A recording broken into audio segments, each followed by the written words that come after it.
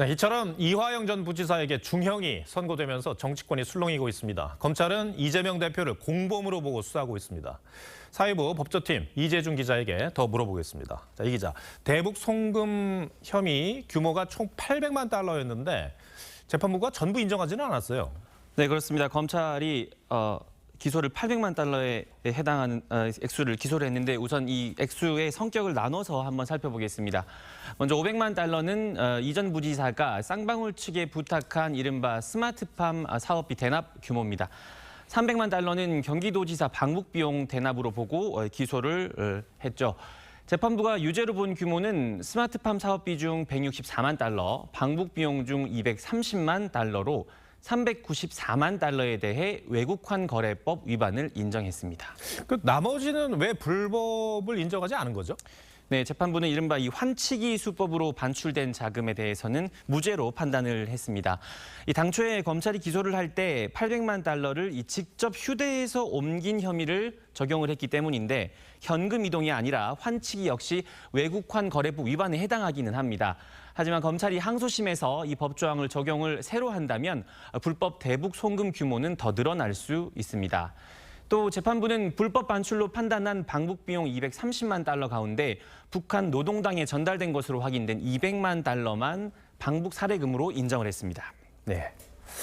자, 이제 관심은 이재명 대표에게 모든 시선이 쏠리고 있다고 과언이 아닙니다. 근데 어제 재판부가 이재명 대표 관련해서 언급을 했습니까? 네, 어제 재판의 피고인은 이화영 전 부지사입니다. 재판부는 논란이 됐던 이 전 부지사가 대북 송금 과정을 이 대표에게 보고했는지 여부는 공소 사실이 아니라면서 판단하지 않는다라고 밝혔습니다.